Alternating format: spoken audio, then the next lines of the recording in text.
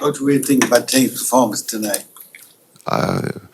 It was a good team performance. I think that first half, I think anxious, excited.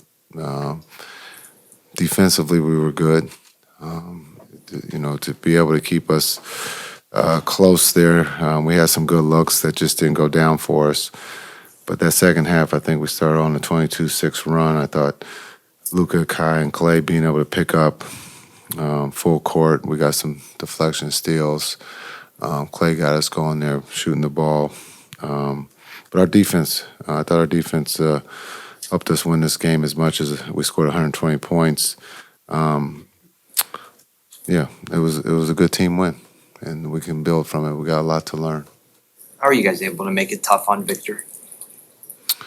Yeah, just throwing different bodies at him, trying to give him different coverages, try to keep him as far away from the paint or the basket as we can. He's long, he's talented, and we just try to keep fresh bodies on him and give him different looks. I thought the group did a good job. Again, he can put the ball on the floor, he can score it. We just try to make it tough on him. With Klay, how much are you guys running things to get him involved, and how much of it is just letting Luka, and really Luka in particular, kind of figure things out? Yeah, I think there's Klay's being patient. Klay's trying to figure out his spots. We're trying to get him on the move, and so again, Klay's ability on a miss to be able to throw aheads is one of the hardest plays to guard in this league. Klay's ability to knock down threes on the throw ahead on a catch is a special play that we're not sitting here saying run it. That's just basketball. And Luka and Kai and those guys, PJ, understand the throw ahead to Klay puts a lot of pressure on the defense. And we trust that if Klay's not shooting it, he can put it on the floor and make decisions. I thought PJ, again, bringing the ball touched the paint. He found Klay there in the corner.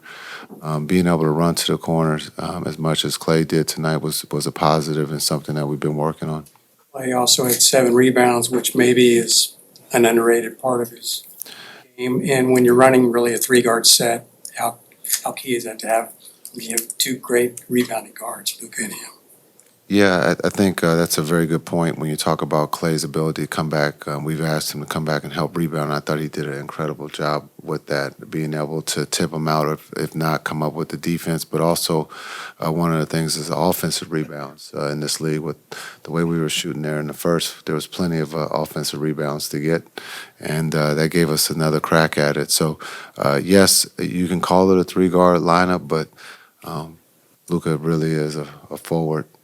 But we'll call it a 3-guard lineup if that's what you guys want to run with.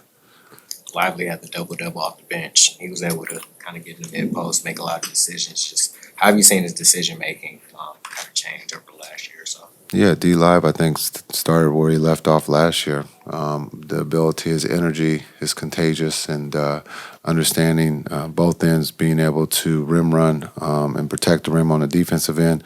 But also we've asked him to guard, everyone, and he's showing that he can do that. I thought him and Gaff did a good job on Victor when they were on him. And again, the smalls, we're asking our 5s to be able to guard the smalls, and I thought they did a good job there too.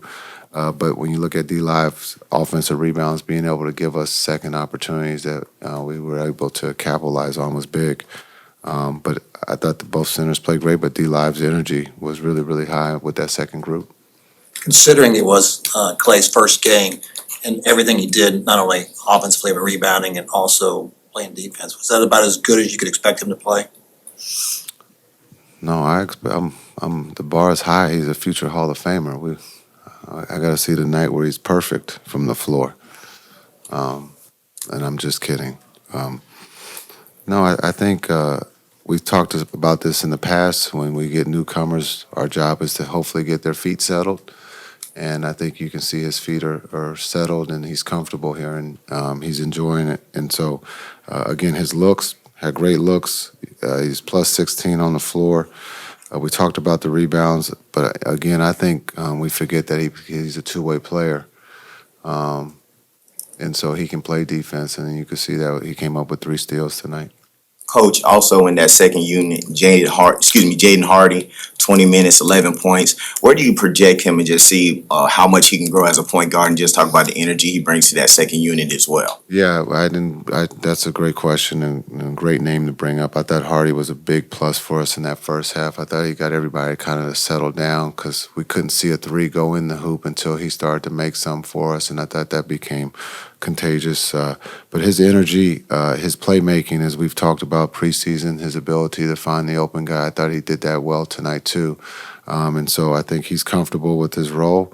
The ceiling, the sky's the limit for him in the sense of growing. You've seen here the last 3 years, he's added something. He's doing everything we've asked on both ends. And with the new deal, so I think he's comfortable. But I thought he was big there in that first half of being able to get our offense going. Coach, you have these 2 bigs in Gafford and Lively, and Gafford gets to start tonight. Lively comes off the bench. What do you like, or what goes into that decision of who starts between those 2, and what do you like about Lively in that second unit?